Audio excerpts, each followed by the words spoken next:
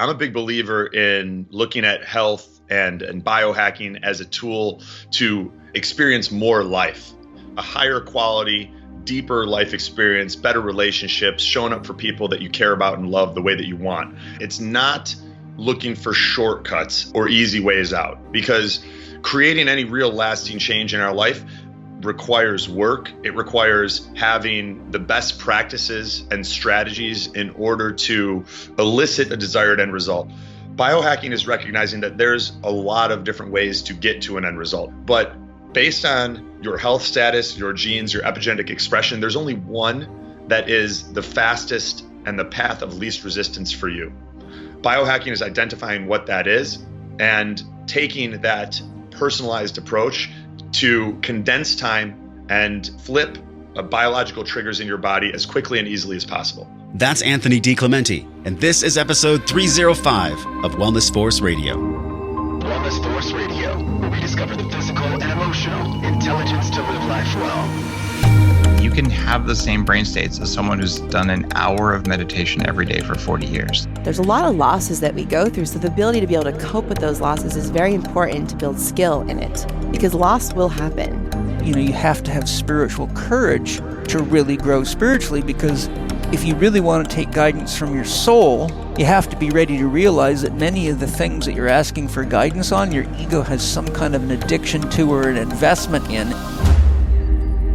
What's up, podcast world? It's Josh Trent. You made it to Wellness Force, and this episode is brought to you by Organifi, creators of my favorite red juice on this spinning rock in the middle of outer space. They make this drink that if Abraham Lincoln was alive, he would drink. It's a superfood powder. Think about that, Abraham Lincoln. He was a pretty cool dude. I think if he was alive, he would definitely drink Organifi, specifically the red juice. I've been doing the red for a long time, years. And there's one thing I want to make sure you understand about this superfood powder, and it's the beetroot, the cordyceps, and the reishi, all organic. That's in this powder, this synergistic blend. This is what promotes cellular activation, not to mention free radical scavenging. You know, the antioxidant value, very, very high in these plant adaptogens. And you know, plant adaptogens, if you ever played Mario Kart, like Nintendo, well, if you didn't play video games, let's just say you know what a superhero is. These adaptogens are like the superheroes of the plant kingdom. And you can get this delicious, and I say delicious, with a capital D, red juice. Actually, I drink it after my workouts, and it's just as delicious. You can grab it at Organifi.com/wellnessforce, and you get 20% off with the code wellnessforce. They were super generous. That's Organifi.com/wellnessforce. Use code wellnessforce to get the drink that I think Abraham Lincoln would drink if he ever went to the gym. But it's crazy. Abraham Lincoln never had to worry about the things that we do. And this is why, actually, today on the podcast, the element we're talking about is biohacking. This word biohacking, it's gotten a bad rap.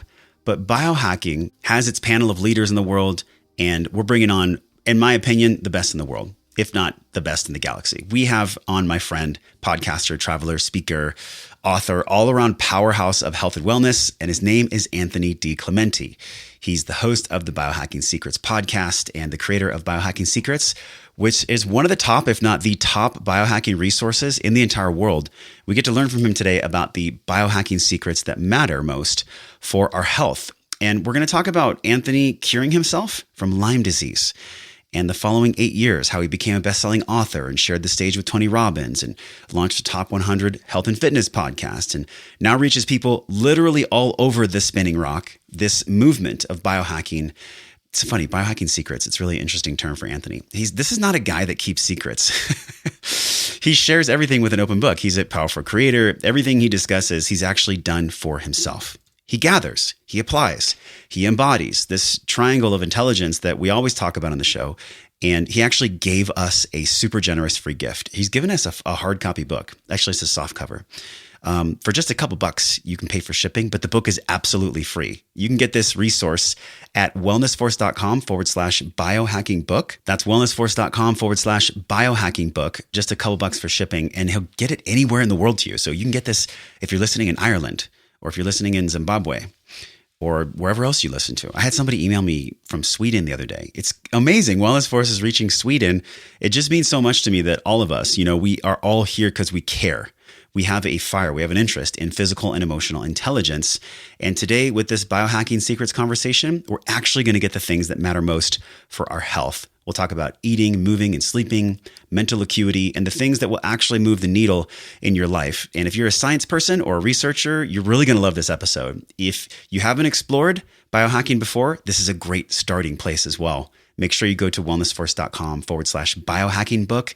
Get the free book. He'll literally ship it right to your doorstep. Something I've never had somebody do on a show where they're like, hey, I want to give your entire audience a free book. I said yes. All you have to do is pay a couple bucks for shipping, but the book is free. I'm down with that, my friends. So let's dig in right now. These biohacking secrets for our mind, body, and spirit that we can actually apply to the modern day world. Let's dig in right now with the one and only Anthony DiClementi. Anthony DiClementi, welcome to Wellness Force.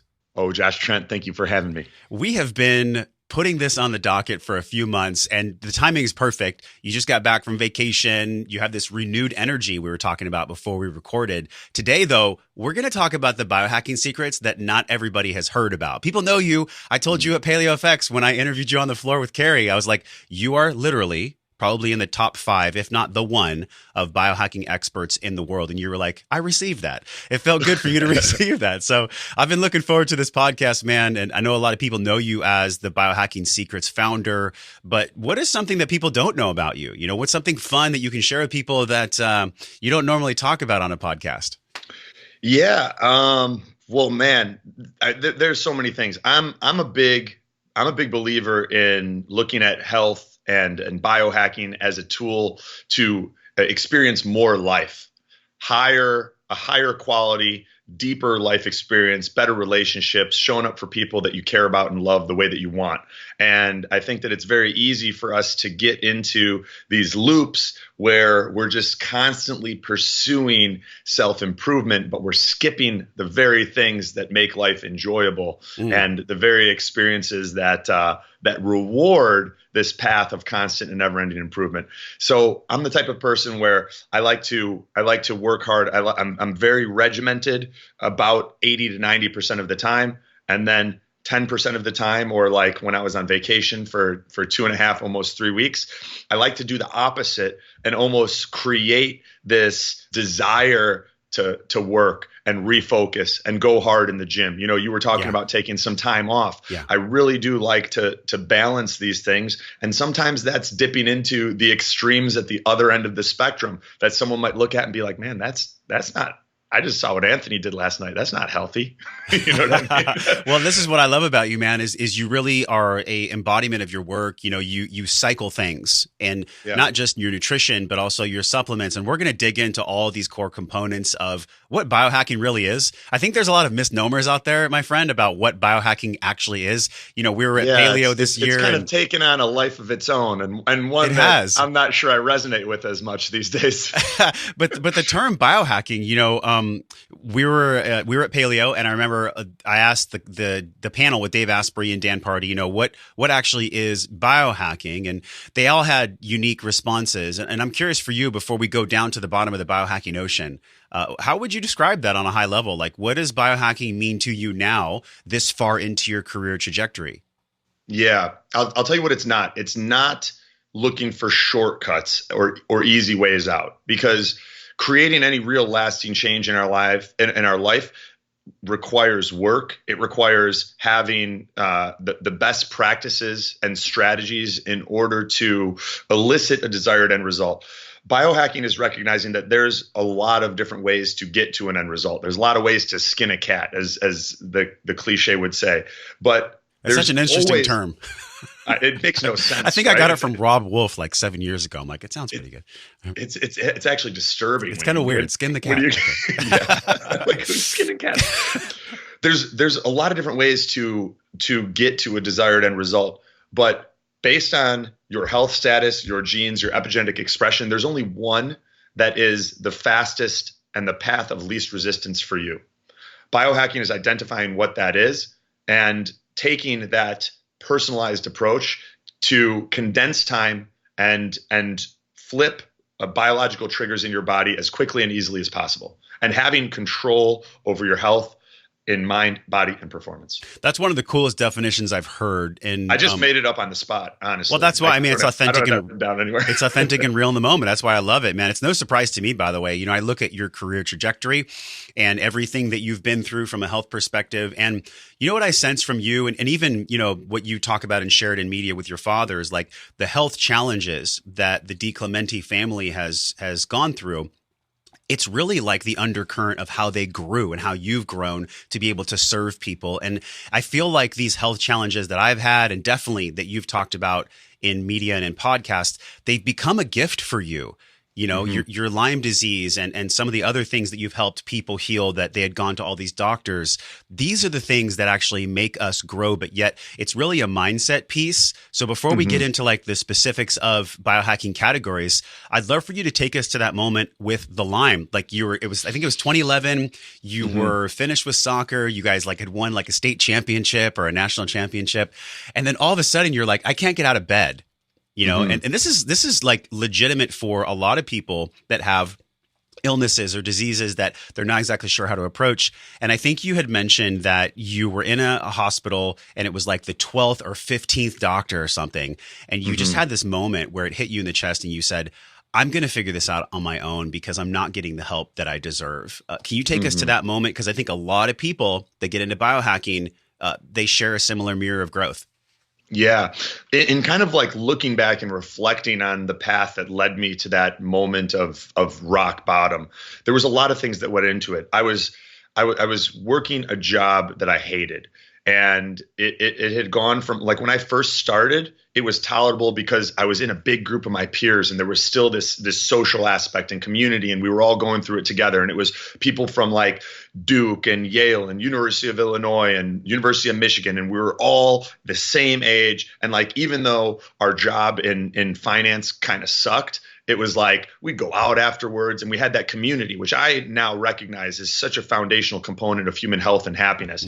And then once they took us and they split us off into different parts of the bank and we were, you know, doing different jobs, I had this epiphany of like, holy shit, is this the rest of my life? Is it just different versions of this? So I got into this pattern where I was no longer playing sports consistently. I no longer had to train 5-6 days a week. I was working a job I didn't like.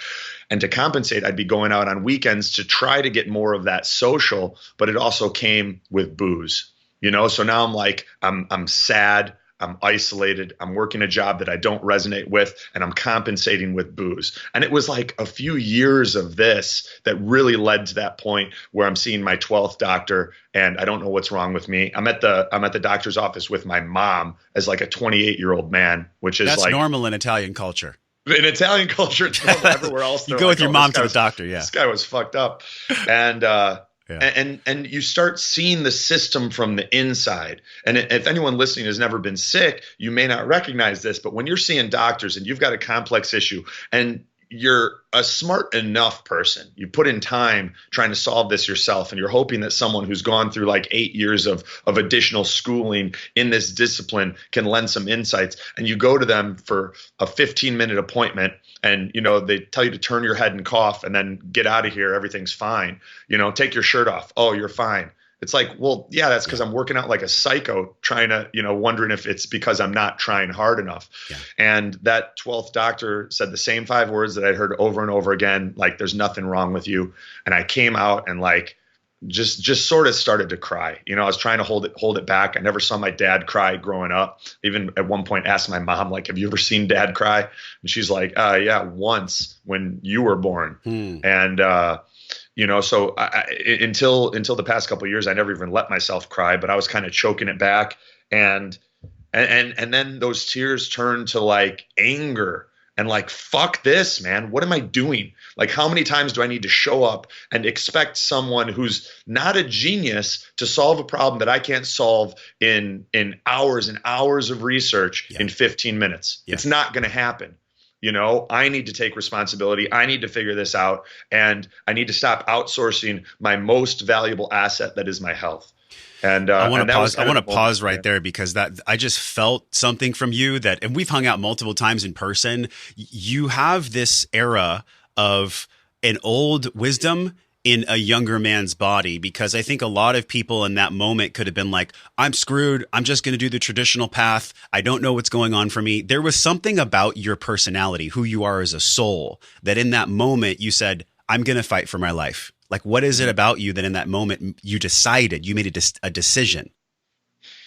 You know, I've always been the type of person who's like, I've been able to do things at a high level, let's say like sports, but I'm always the guy, I always feel like the guy who barely made the team.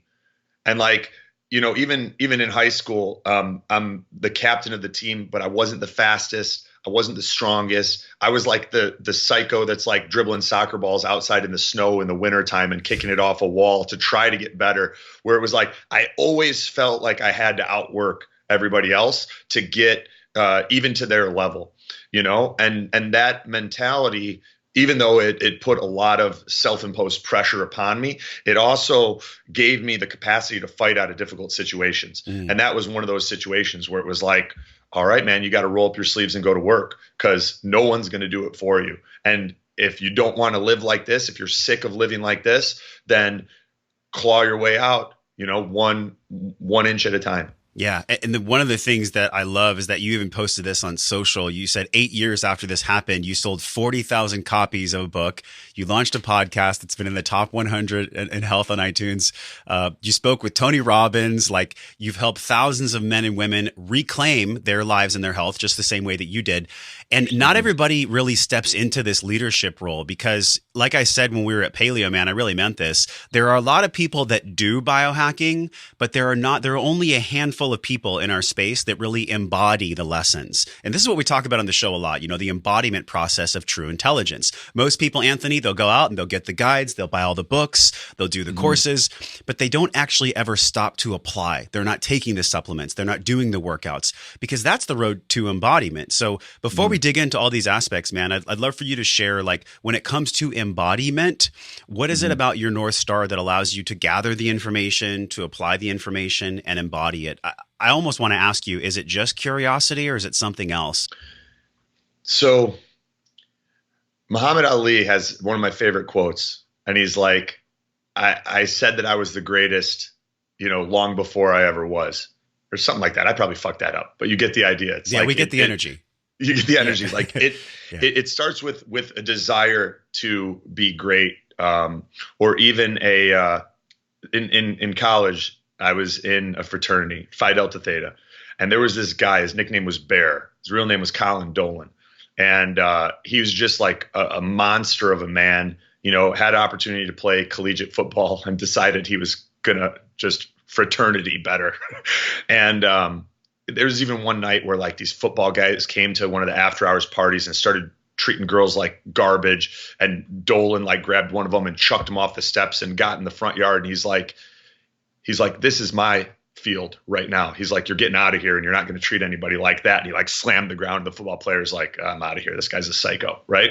But one of the things that Colin liked to do, he would make you prove yourself in order to get in the house, but not in like a dickhead hazing way. He would make you prove yourself in a way that explored your fullest potential. And he would try to push you right to your breaking point to see how far you could go. And it was almost always further than you thought you could. Right. And, you know, one day while we're in the basement and we're locked in this room where it's basically the laundry room, and he's running the dryers, getting the heat up to like 110 in the room. We've got a rolled up rug over our heads and we're doing high knees, and he's screaming about like, this is where you explore the boundaries of human potential. And he's like yelling it over and over again. And I was like, man, I'm like, I would never do any of this shit on my own. Right.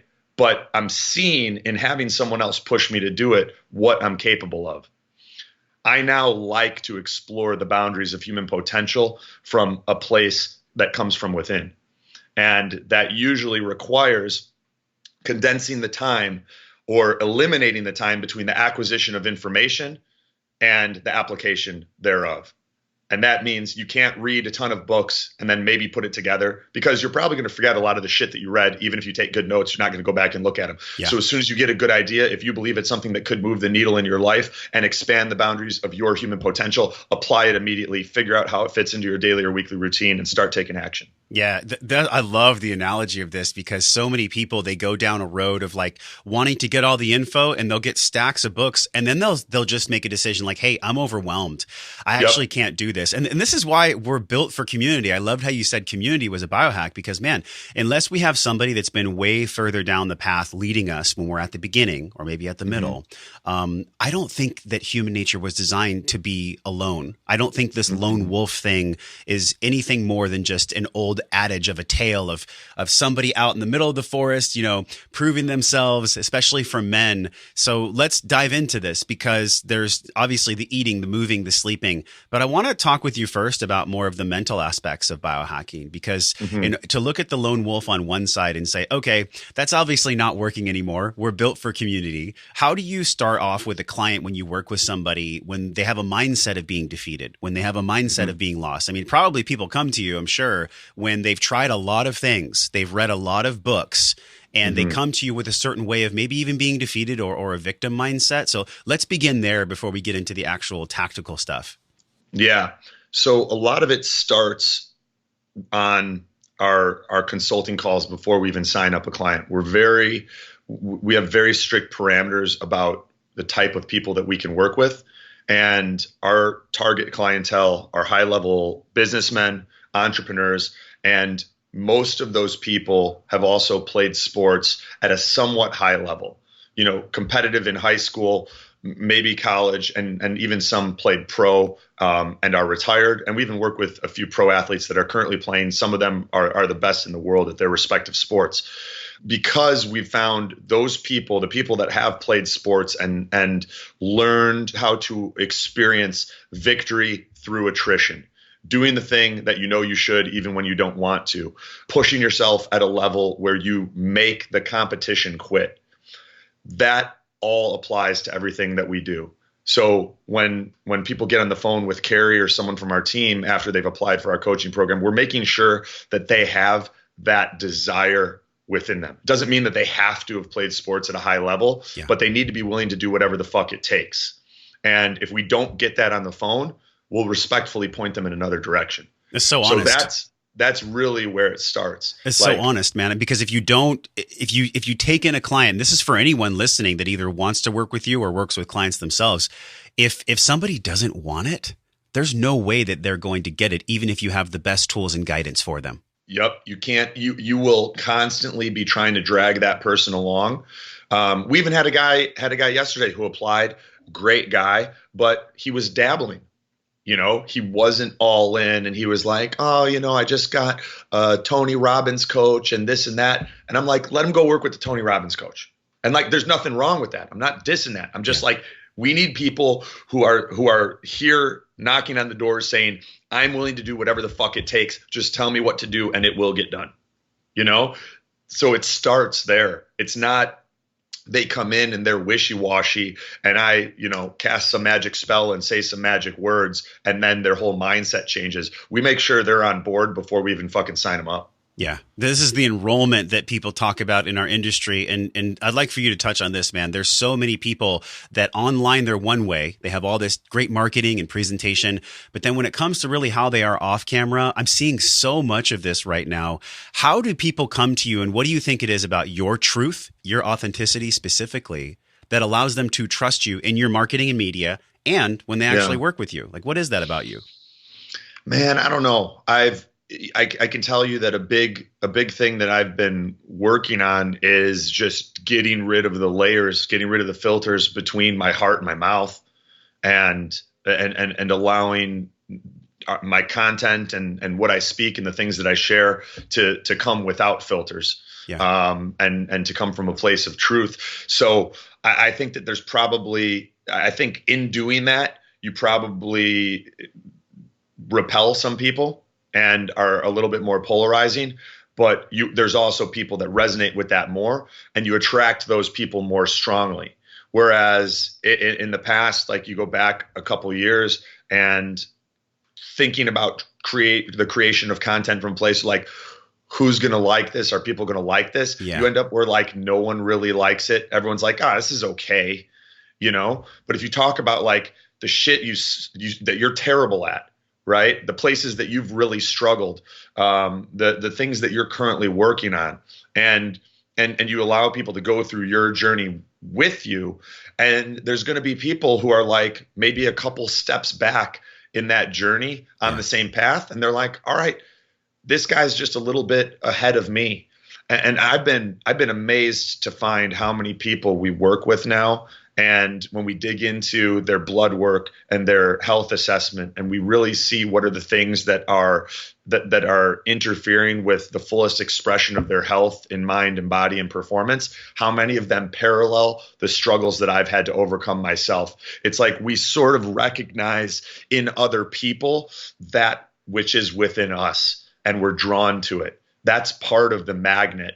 And our subconscious mind is far more intuitive and intelligent than we recognize. And when we pay attention to those gut feelings of like what attracts us to someone else, it's usually that they're just a very similar expression of us at a slightly different point in time and space. Oh man, mic drop, because this is so true on so many levels. If somebody is coming to you for guidance, it's because you either got a guide or you guided yourself on the very path that they're on right now.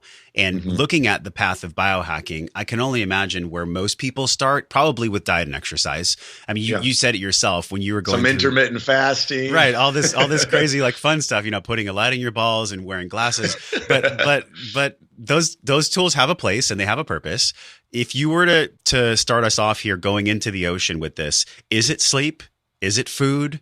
Is it maybe just taking an emotional inventory of where your stress is? What is the quote best place to start? Because there's so many components of biohacking and honestly of health.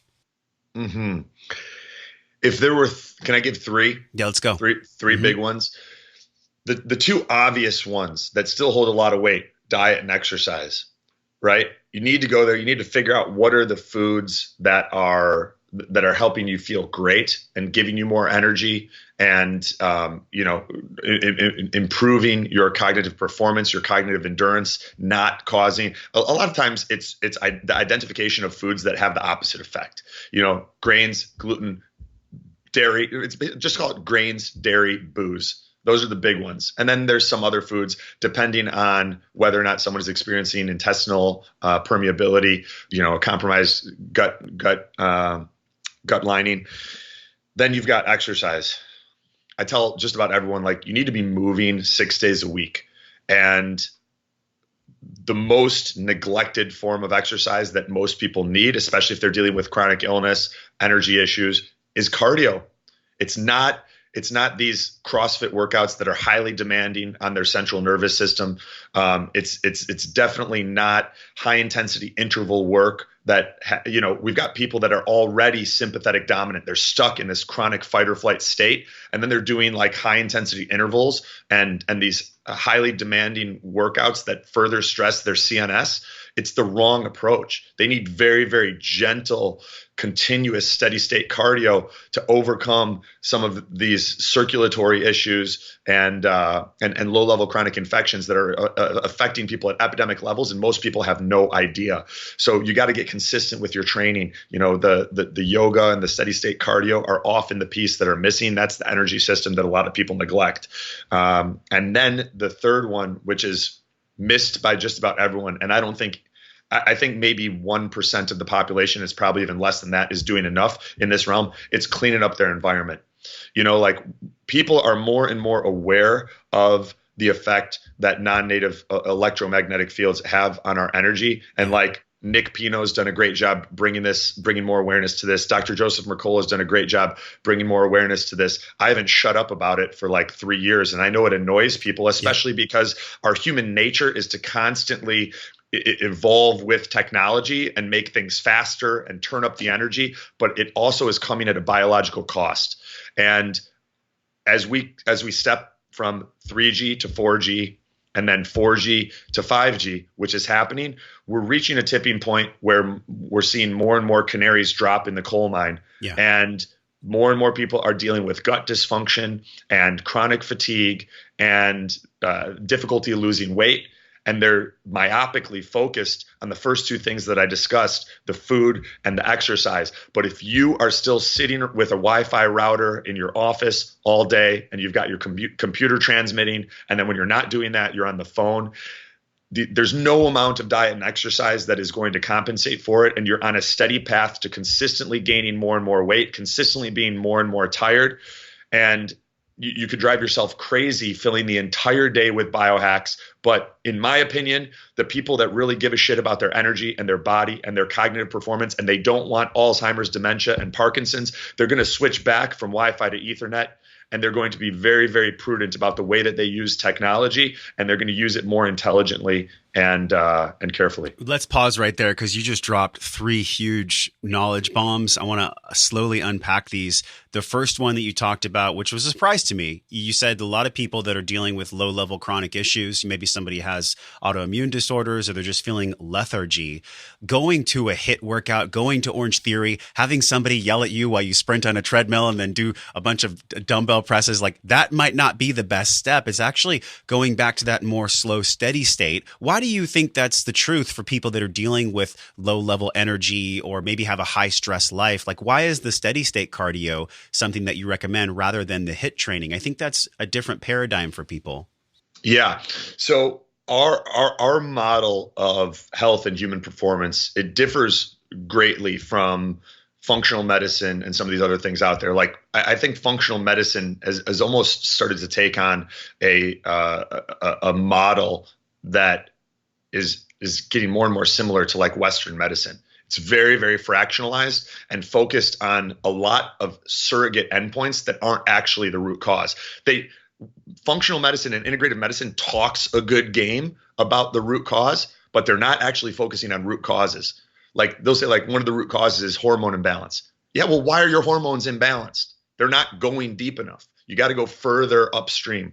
And I believe that you can sum just about every deviation in health and human performance into 4 things. And, we may expand upon this in the future, but you've got toxins.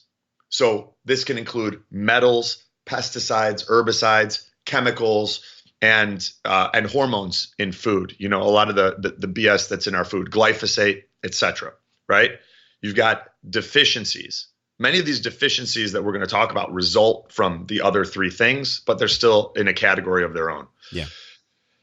You've got infections, Epstein-Barr, herpes simplex virus, cytomegalovirus, Babesia, Lyme disease, Candida, small intestinal bacterial overgrowth. And then you've got sympathetic dominance, being in a chronic state of fight or flight, where your body is not yinning and yanging. You're not dancing between fight or flight and rest and digest, which is where our health is truly optimized. And when that happens, if you think about what happens in parasympathetic, we digest our food, we detox. Without those two, like what are we seeing at epidemic levels? Toxic accumulation and shitty digestion. Now you add into the fact that like a lot of people have so many acute stressors in their life that it becomes a chronic stressor, right? They're never parasympathetic. And the way that our body works, the signals that we're sending biologically are like someone who is chronically sympathetic dominant, chronically in a state of fight or flight. Their body sees it as they are on the African savannah being chased by a lion. And they don't give your body doesn't give a shit if you are effectively digesting, assimilating, and absorbing nutrients from your food. It's trying to make you survive. It's going like, all right, we got to get this guy's blood or this woman's blood to his or her brain and muscles so that he could think about, how do I get away from this lion or run and fight? Yeah. Right. But when you don't have blood flow to your gut, you see decreased production of stomach acid. You see decreased production of enzymes that we need to break down our food.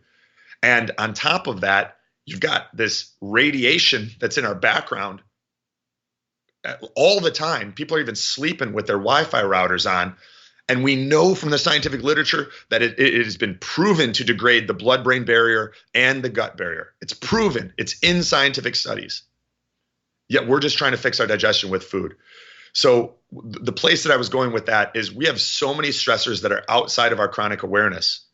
And then we add more with these high intensity workouts and CrossFit and intervals and all of those things. Yeah. What's going on at a bigger level? So you've got these 4 root causes that I mentioned: sympathetic dominance, toxins, infections, and deficiencies, right? When our environment is off, when we're eating foods that do not help us to thrive and do not increase our energy, over time, we see a hit in our immune function and our mitochondrial function. Both of those things start to degrade. The doorway gets opened up for these chronic infections, like Lyme disease, like Epstein-Barr, like herpes simplex virus, etc. Many of these infections localize in the liver. Now you're not detoxing as well either. And we need to unwind all of these things. These infections also create biofilms, protective matrices that allow them to evade our immune system. Our blood starts to coagulate and thicken, not only because of the infections, but because we're losing electrons to an environment that is filled with radiation all of the time. We start losing electrons, blood becomes more viscous, circulation tanks. We need to unwind all of this shit with low-level, steady-state cardio, strengthening, reconditioning our body.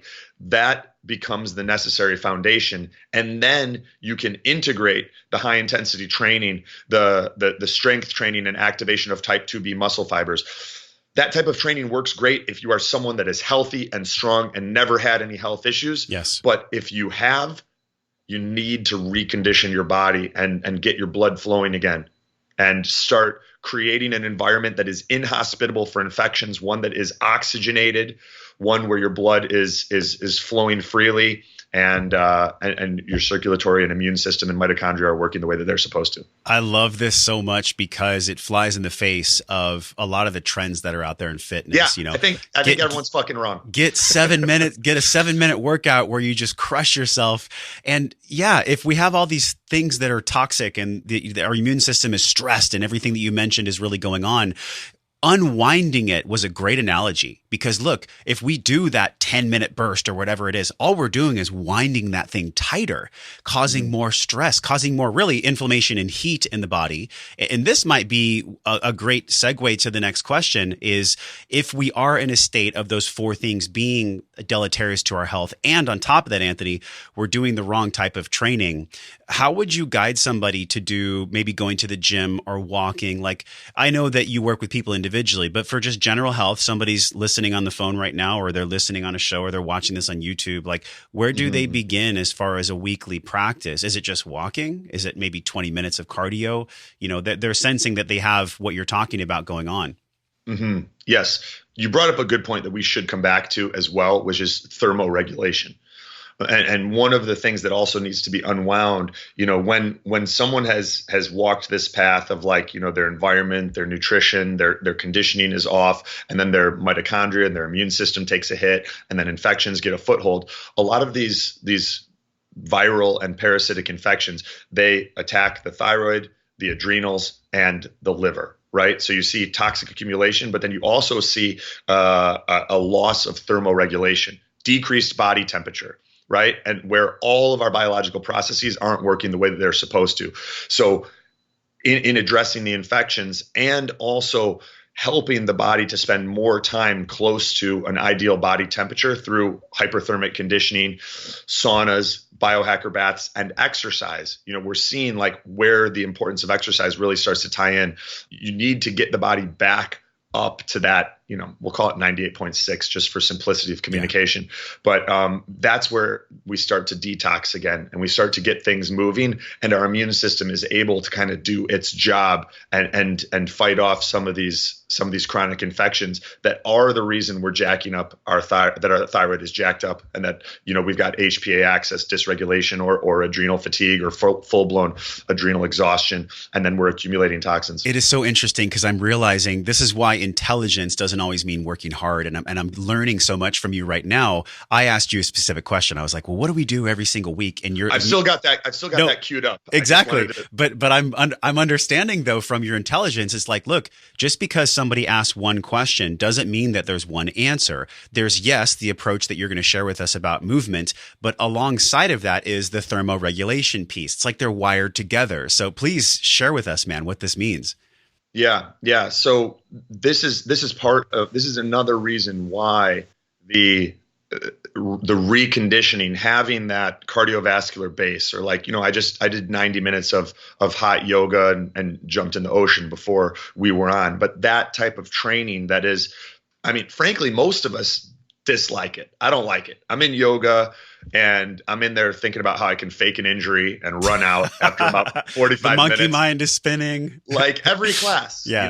I'm sitting there and I'm like, why the fuck do we do these 90-minute, like, just death march yoga classes? Such good training. Why don't they offer a 60-minute class? So I'm not saying that we're going to like it, but what these classes do for thermoregulation and for some of the other benefits that we've discussed leading up to this point are very, very important. So I like to aim for when we have a client, we'll start them at a minimum 120 minutes a week of steady state continuous cardio in your target heart rate zone. However you want to get to that, you can do 2 60-minute workouts. You can do 3 45-minute workouts. You can do like a 30-minute workout 5 or 6 days a week, whatever. You get the math. Yeah. But at least 120 minutes of continuous steady state cardio per week. It can be swimming. It can be elliptical. It can be exercise bike. It can be Aerodyne bike. It can be jogging on a treadmill. It can be jogging outside.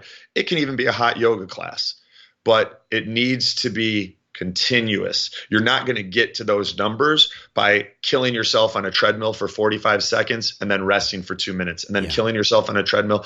I think we need to also in this process. So does that kind of answer your question? That's amazing. Yeah. Looking at that one piece right there is a clear answer for somebody to take inspired action. And I know you're going to address the thermoregulation and the detox and everything else, but just that one piece, it's like sometimes people just need one step.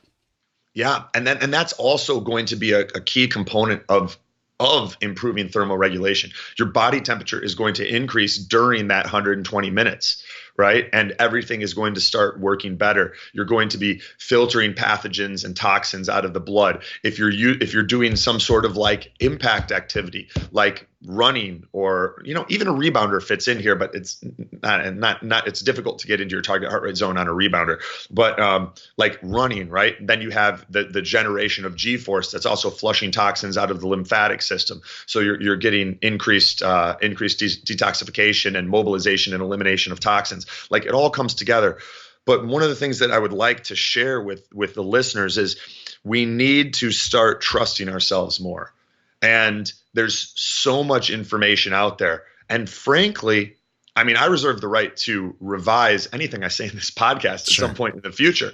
But I think a lot of it is correct. There's a lot of information out there that is not correct. And because someone else said it, it's a variation of what I was doing with those 12 doctors. We're outsourcing our health and we're doing workouts that make us feel worse. But because someone else said it, we're doing it.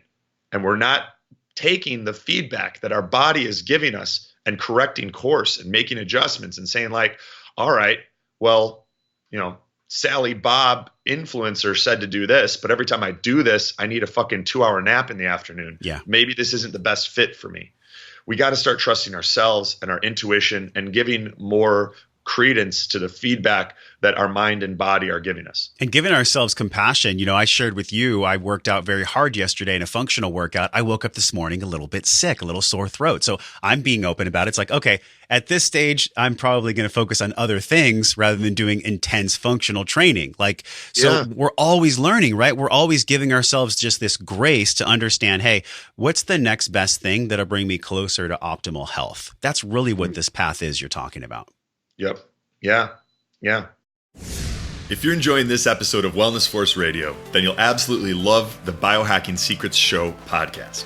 Biohacker and bestselling author Anthony DiClementi sits down with elite athletes, business leaders, health and fitness experts, and world-class performers to give you their best-kept secrets for hacking the human body. Each episode reveals cutting-edge tools and practices to get you in the best shape of your life increase your energy, upgrade your brain, and grow your business. Guests include the greatest big wave surfer of all time, Laird Hamilton, Tony Horton from P90X, the Stanford Professor of Neurobiology, Dr. Joseph Mercola, 26-time Guinness World Record holder Wim Hof, and more. Go to blog.biohackingsecrets.com to subscribe and learn the secrets of superhuman health so you can unlock your physical, mental, and genetic potential. That's blog.biohackingsecrets.com. I have a sense too that when people look at the hot cold, it's a little bit intimidating. Because you mentioned thermoregulation, and I love the cold. I love the hot. I have a sauna at the gym that I go to, but I'm curious how you'd stack that with movement. You know, from this biohacking lens, how do you incorporate the hot cold, and what is that really doing for us? Mm-hmm. I get a lot of the hot from my training. I'll throw in a sauna once or twice a week. I've got a clear light infrared sauna in the garage gym, and you know, we've got an event coming up in October for some of our coaching clients, and I'm working on something pretty cool that's going to involve some Native American practices and high heat. So I like that sort of thing, but I get enough time in, you know, I practice what I preach. So I'm doing 120 to 180 minutes of steady state cardio per week.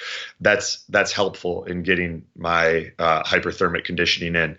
You know, maybe once every 2 weeks, I'll do a biohacker bath. Well, I'll fill a bath with water as hot as I can tolerate, where it's like difficult to get in for the first 2 minutes. 2 cups Epsom salt, 1 cup baking soda, 1 cup 35% food grade hydrogen peroxide. If you're feeling froggy, throw in some essential oils. The Epsom salt, a lot of the benefits there are coming from the magnesium that's being absorbed transdermally. Baking soda helps with detoxification, also neutralizes some of the BS that's in our tap water so that we're not absorbing all of that through our skin.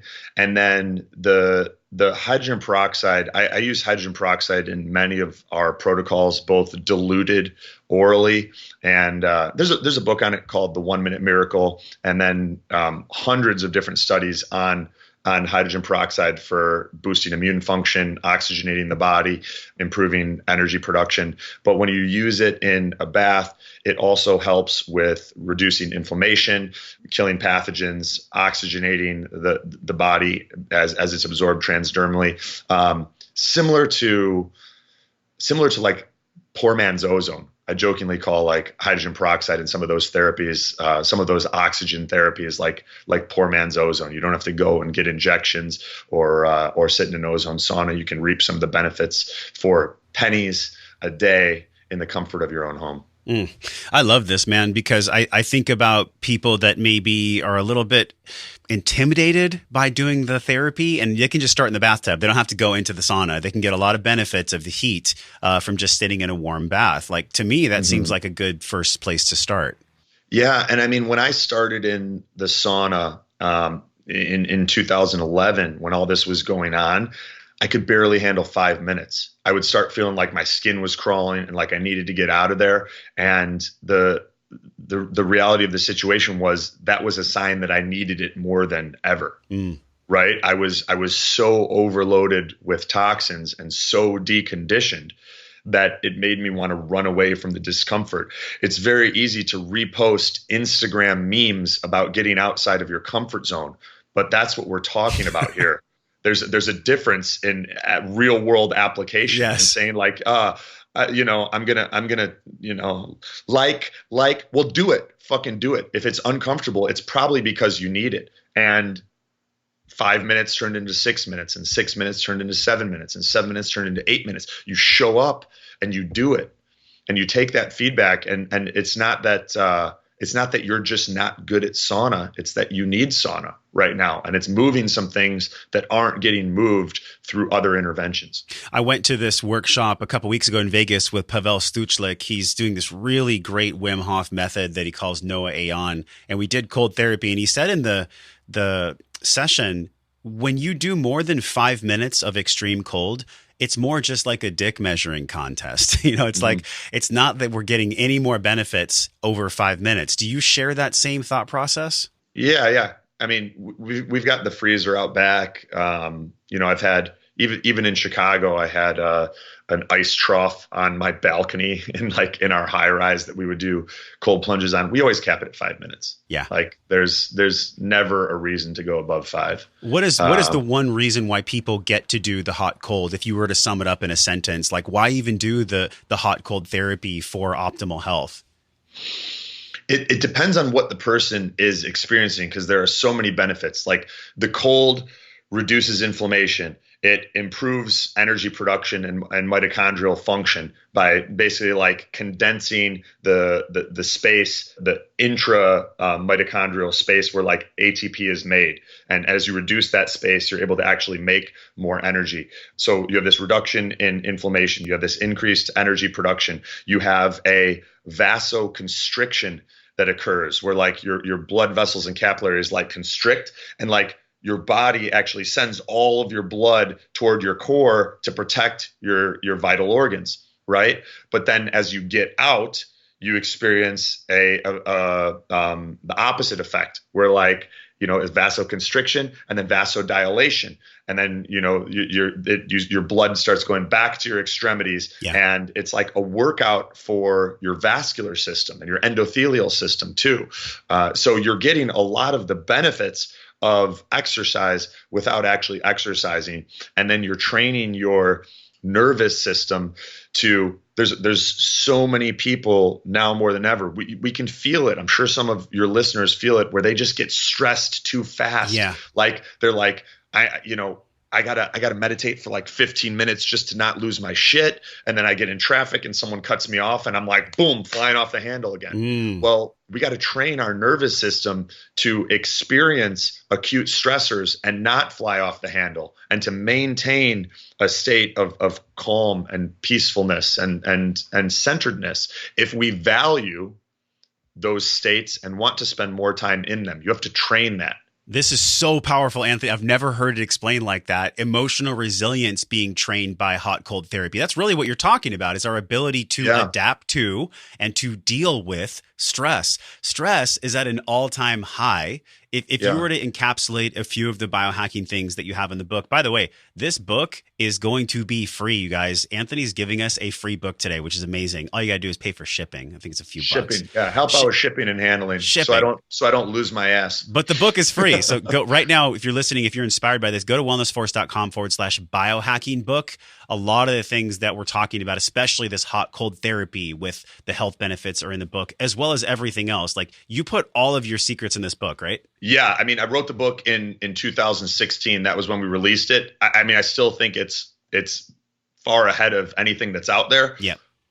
I've just accumulated more secrets because this is all I do. This is what you do. So go to wellnessforce.com/biohacking book right now. We're still going to dig in here in the show, but that is the resource. So make sure you get a copy of this free book. The thing that I was thinking about was, people do the biohacking and they're kind of leaning into their edge of discomfort. But when it comes to them being stressed, Anthony, I feel like if someone has a topical load of stress that's very high and they're stressed about where they're going in life and their purpose, there's many prongs of stress. Doing biohacking in some ways could be another stressor on them, right? Sure. How do you approach somebody that's already in that super high state of stress where they're not breathing properly, they're stressed out about their health, wealth, relationships? Where do you guide them from that place when they're already at a high load of stress? So we were talking about how much information is out there, and one of the guys, Chris, that just joined our program, we had his first call yesterday. He's one of those individuals where, as we started talking, we just realized how similar our journeys were, and how many of the challenges that he's got going on were things that I've worked through, right? And I said to him, he goes, you wouldn't even realize how much of what I've been through mirrors your journey. He's like, when you were in 2011, like reading all these books and scientific papers and going through this deep dive, he's like, I've been doing that for like 10 years, man. And I said, I feel you. I'm like, it's actually much, much harder now because there's a much more vast and deep sea of bullshit on the internet that you need to sift through. So much. And I was able to find answers more quickly because there were more barriers between someone with an idea that they believe to be true, putting that idea out there, right?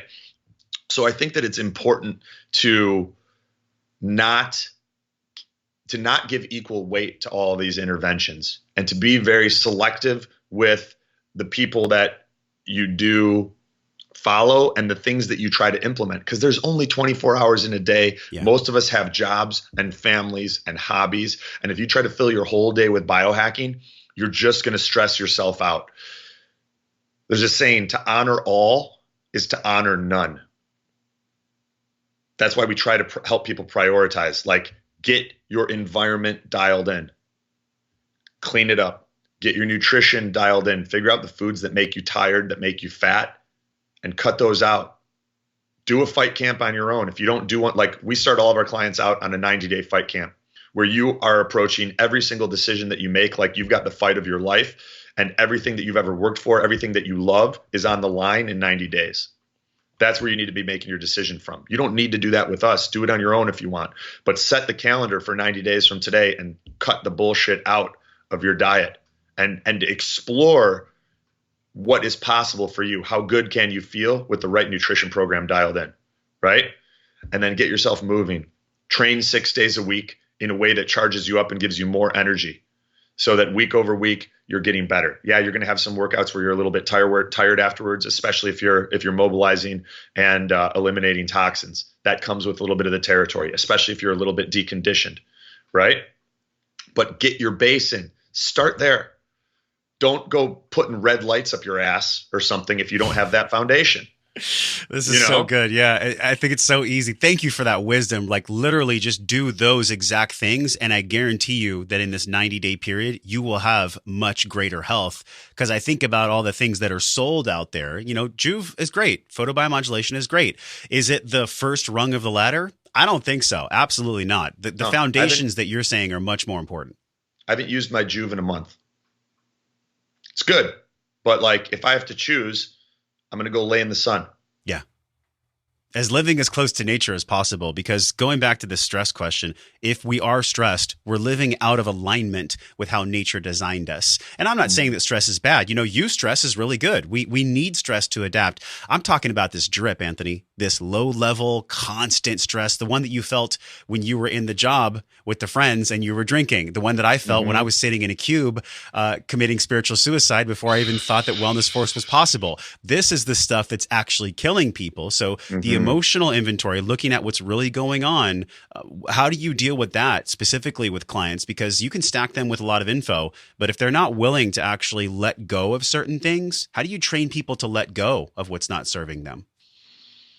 An example might help. So I'll tell you a little bit about what we do, and then if you have an example, I could kind of speak to it specifically. But we build out a client blueprint. So you've got morning routine, night routine, supplements that you're taking, so that we have a very clear vision of where they want to be, either 90 days, 6 months, or 12 months from, our first call. And in that vision, we're talking about, like, let's say you wanted to lose 10 pounds. Right. And you wanted to experience more energy where you're not crashing in the afternoon. We'd put together a vision statement together where you'd have a base, but you would write this in a way that you emotionally resonate with. So it might say something like, Josh, what do you weigh right now? 215. Okay. So let's say your goal weight's 205. 205. Right. Yeah. So you'd be like, I, Josh Trent, weigh 205 pounds and have a visible 6-pack and all day energy at or before November 21st, 2019, because I eat a clean, nutritious diet. I avoid the foods that drain my energy. I train 6 days a week. I execute the game plan that Anthony and I created together. I take my supplements daily. And, whatever. So we've got kind of like a blueprint. Then you've got a picture on there that's going to inspire you. And then I help build out a blueprint where you've got morning routine, night routine. Here's the stuff that you need to get in your body, supplement-wise, food-wise, everything that's going to help you reach that goal.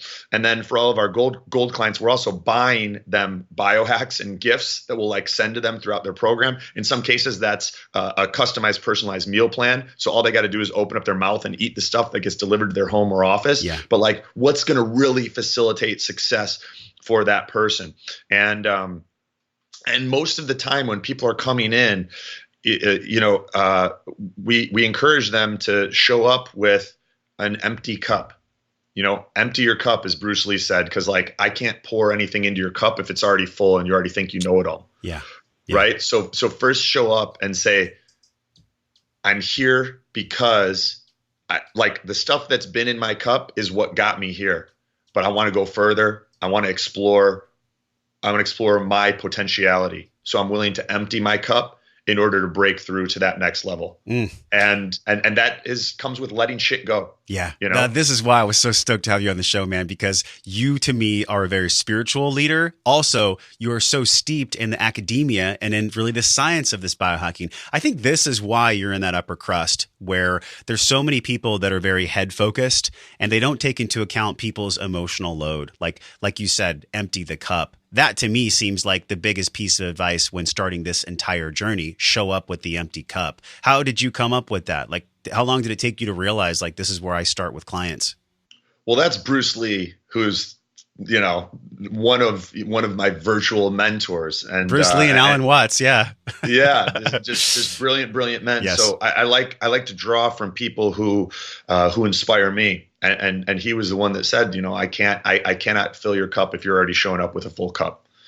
And it wasn't mine. I can't take credit for it, Yes. Well, if you want to work with Anthony, you can do that. biohackingsecrets.com/coaching. And Anthony, how many people have you worked with at this point? Like, we're talking hundreds of thousands of people that have reached millions by your brand, but the actual men and women that have worked with you in groups or one-on-one, like what's that number now? We keep it pretty small. So we usually have 5 or 10 people apply every week, and maybe we'll accept one of those people when we get to a point where, we were talking about in July, it was making sure that all of our clients were getting enrolled and onboarded properly. We'll close the doors for a while and then just focus on working one-on-one with people. We've now been having more interest from pro athletes. Like, I didn't even realize how much I love working with people at that level, and where like a 1 to 5% improvement can mean the difference between winning and losing. Yeah, or like a $10 million contract. Yeah, right. Yeah. I should sign some of those. We haven't created any $10 million programs, but maybe at some point. Yeah. But yeah, I love when people are excited and curious about what they're capable of doing in this lifetime, and they recognize the fact that we're on borrowed time, and there are only so many opportunities to seize moments and explore our potential. And when someone comes and says, "Hey, my cup's empty, I'm ready to go all in," like that's where we can help make magic happen. We don't do it for them; they're the hero. We're the guide. We try to point them in the right direction, give them encouragement. Like, it's they've got Carrie and I in their corner, kind of checking in with them throughout the week. We're jumping on calls a couple times a month and building out this blueprint that turns into a veritable book that's all personalized and step by step, and helping them apply these biohacks to their life, where we're not only prioritizing the things that are the biggest needle movers, but we're giving them the sequence that will have the most profound impact on their body, energy, and performance, so they know what to do first. And if you got to choose, we'll go through all their supplements, and I'll say, like, these ones are critical, these ones are optional. And it helps to eliminate some of the noise. I love where we've gone in this show, and I want to do a little bit of a rapid fire with you because there's so much to talk about. But one thing I wanted to highlight, man, is the order of operations is typically what trips people up the most. They might have all the books, they might even purchase your products, but being guided through an experience is so much different, and honestly so much more powerful, because we're going to get there eventually. It's just easier. I feel like a big biohack is just having support from another human being. Oh man, it's huge. Like, as you mentioned earlier, I think that in the past, I'd subscribed to some of that lone wolf mentality. I think most guys do. And I know women could say the same thing, but as men, we're kind of taught, like, do it on your own. Yeah. And it's total bullshit. It's total bullshit. There's a difference between thinking you're a lone wolf and just being like, Yeah, there's a lot of people that are douchebags, and I don't want to hang out with them. That doesn't mean I'm a lone wolf. Right. You just got to find the people that you really like and resonate with. True that. You know true what I mean? that. Like you go to an event. I'm sure you get it. You go to an event sometimes, and you get locked into certain conversations that you don't want to have. Right. That doesn't mean that like you should be alone. Yes. It just means that like there's a lot of people out there that you're going to resonate with, that you're going to love, that you're going to want to spend more time with. Just focus on those people. You know, you don't need to like everybody. Nobody does. It doesn't mean if you don't, it doesn't mean you're a lone wolf. Oh, it's so much more freeing. Doesn't it just feel light to receive this information right now? I know we all can feel this. It's like not everybody's going to like you, and you don't have to like everyone else. Yeah. That It's means so freeing. like you're normal. Yes. You're normal. Right. It's so good, man. Okay, let's do this rapid fire because I know you got to get to the clients and the things that you have today. But I wanted to ask you about sleep. There's so much misinformation about sleep. It's like drink this, do that. What is the sleep that you do personally? How is your sleep support? What does that look like for you to have healthy sleep? Yeah. First and foremost, you need to be unplugging the Wi-Fi, and you need to be conscientious of how much time you are exposed to radiation throughout the day. For me, I permanently got rid of Wi-Fi, swapped it out for Ethernet so that I don't have that in the background. That allows me to work on the computer. Talking to you right now, my computer Wi-Fi is off. My Bluetooth is off. Get an ENV RD10 meter like this, ENV space RD-10. You put it in RF mode, which is, radio frequency. That's your wireless. You turn the sound on. You make sure all of your environments are less than or equal to 2 green lights and not beeping. So like this environment right now, Josh, Trent, you can see, the people that are on video can see, what do we got? 1, 2 green lights and no beeping, right? If all I did was turn on my cell phone right now, this thing would light up like a Christmas tree. That's a clean room right there. It's a clean room, Josh. That's a clean room, man. Real clean room. And Marcia hasn't been here in a month. Okay. Anyway, terrible joke. But so that's a big one. You got to pay attention to how much time are you spending on the phone, surfing the gram. Yeah. These things tank your melatonin. Look at the studies between non-native electromagnetic frequencies and melatonin.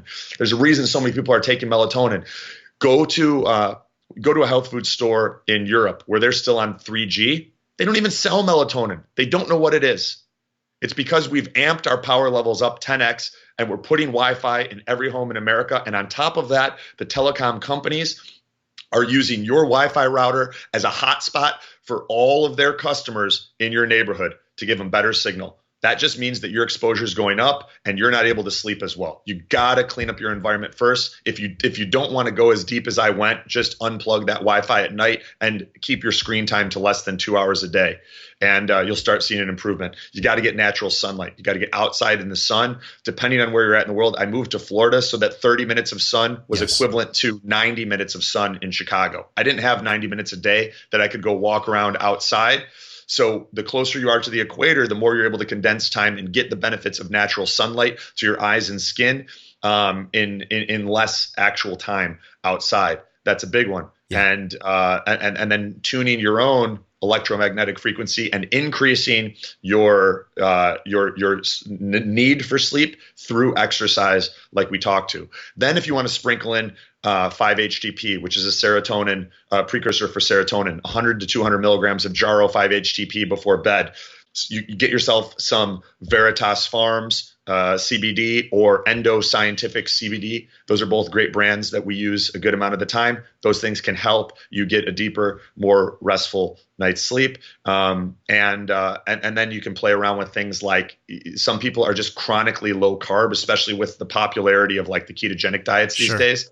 And that will put you into a stressful state, over exhaust your adrenals, and you won't be able to sleep as deeply. So just sprinkling a little bit of carbs in with dinner, sweet potatoes, yam, squash, yuca, taro, cassava, maybe even just a couple dates after dinner can help you go a little bit deeper. And then we're seeing huge improvements with addressing low-level chronic infections like Lyme, Epstein-Barr, herpes simplex, parasites, because all of these pathogens that constitute the hive that is our body, they also resonate with natural and unnatural frequencies. So you throw in EMF plus low-level chronic infections, and you're going to get an amplified deleterious effect on your sleep. And you got to clean up the environment and then also address the infections if you really want to see an improvement in your sleep. There was so much there. Again, wellnessforce.com/biohacking book, because Anthony is scratching the surface here. Anthony, last section, this is detoxification and gut, because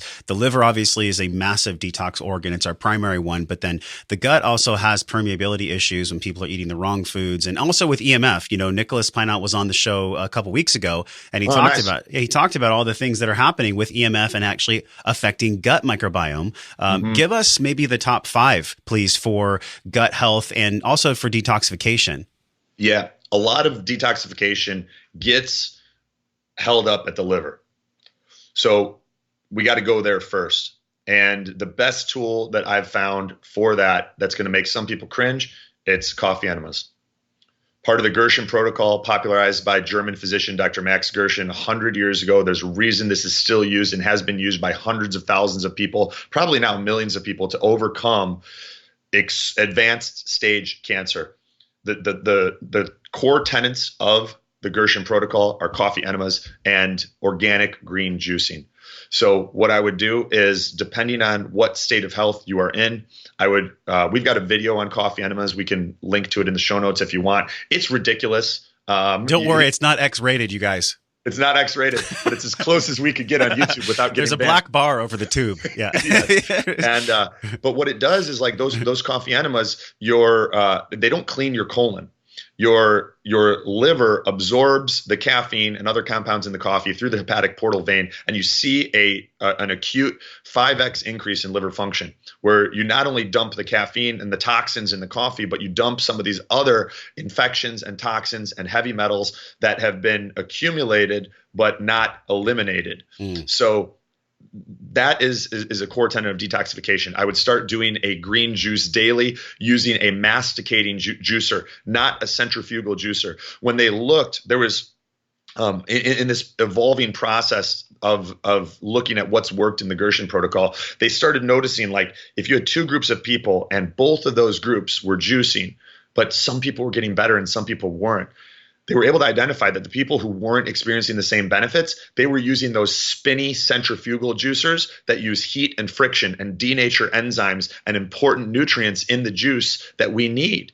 We need to start paying attention to the electron content of our food, the enzyme content of our food, the life energy that is in our food, and gearing our interventions toward practices that maintain as much of that as possible. So there's a huge difference between going to Costco and getting a bottle of celery juice and using a masticating juicer like an Omega or a Champion, and then juicing the celery, organic celery juice, so you don't have the pesticides and the herbicides and all of that BS. Maybe throwing in a little bit of cucumber, a little bit of mint, maybe some lemon or lime, and then drinking it right away. So you've still got those electrons and those enzymes and that life energy at the expense of sounding a little bit esoteric. What is it about specifically the celery juice? The medical medium blew this thing up. I mean, he's like literally emptying shelves in grocery stores of celery juice. What is that all about? Yeah. Anthony Williams has done some great work, and he's got an entire book on it. So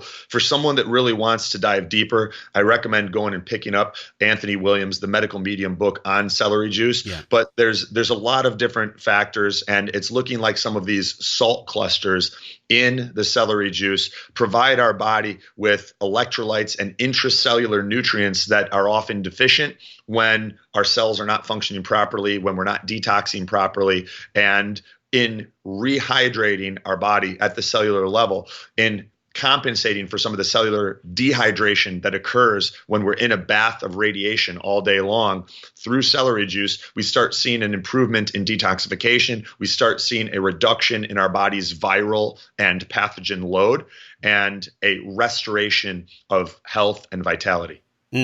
Thank you for sharing your wisdom on the show today, man. I feel like with everything that we have scratched, a good 2 inches of the surface, but the iceberg goes way below the ocean. So you guys, you're not in this alone. This is one thing, Anthony, I'd love, as we say goodbye, for you to touch on is sometimes when people listen to podcasts and they take in information, they almost feel overwhelmed. Like, where do I begin? We talked about wellnessforce.com/biohacking book. That's where you start, you guys. My friends, like, just go get the book. It's free. You just pay a few bucks for the shipping and handling.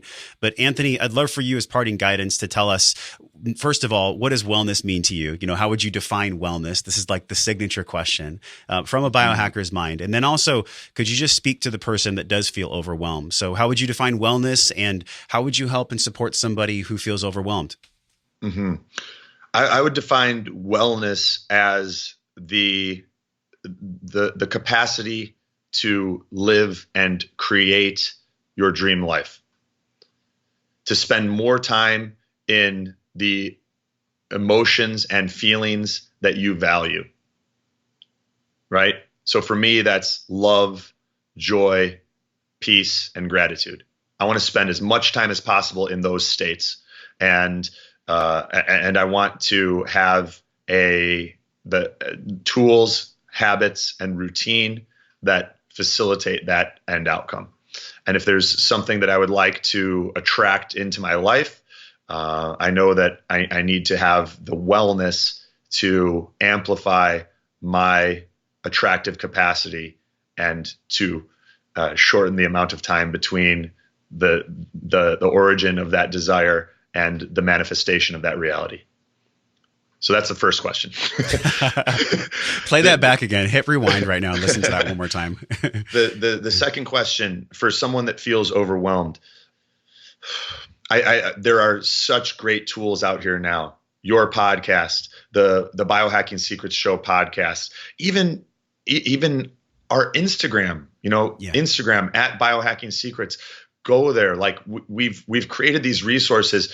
We're not raking in the dough or retiring based on the free information that we put out, interviewing some of the greatest luminaries and thought leaders in the world. We're doing it because it is a labor of love. It's a passion project, and it's something that can change people's lives. But as you acquire this information, do what we talked about earlier, put it into practice immediately, and give more validity to your responses, to the feedback that your body gives you.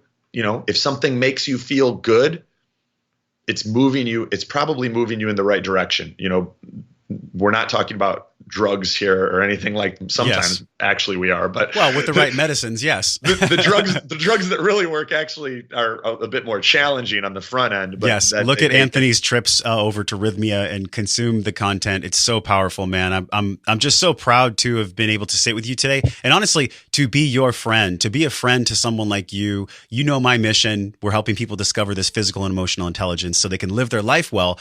I know and I trust in your mission as well with Biohacking Secrets, and really just giving people the keys, man. We're giving people the keys to wake up to having great health and a life that they can be proud of, so we can enjoy this damn thing. That's the whole point, for us to have fun. So Anthony, deep bow to you, my friend, and thank you for being such a force of wellness in this world, dude. We really appreciated having you on. And again, you guys, go get the book. It's free. You have no excuses. wellnessforce.com/biohacking book. Anthony, love you, man. Take care. Love you too, buddy. Thank you so much for having me on, and I'm honored to consider you a friend as well. And I thank you deeply for the way that you've inspired my journey and influenced this trajectory that is hopefully helping a lot of people. I think it is. All right, you guys, we'll talk to you soon. Until we do, I'm wishing you love and wellness. Hey, thanks for listening to the show, my friend. Everything you learned on this podcast starts with your morning practices. So from over 300 world-class guests, we pulled together 6 simple yet powerful morning practices down into a 21-minute system, guaranteed to increase your vibration and the way that you feel every day. Get this free, powerful guide over at wellnessforce.com/M21. And if you love this show, share it with somebody. Share it with somebody that you love or that you care about. You can support the show easily by leaving us a 5-star review on iTunes. Just go to wellnessforce.com/review, or if you're on your phone, just tap it, hit the link in purple that says review this podcast. And the journey does not stop here. We're continuing this discovering process in our private Facebook group over at wellnessforce.com/group. You can be a part of it. You already are. All you have to do is join us at wellnessforce.com/group, and I will welcome you at the door. Now go out into your life and live your life well. And until I see you again real soon, I'm wishing you love and wellness.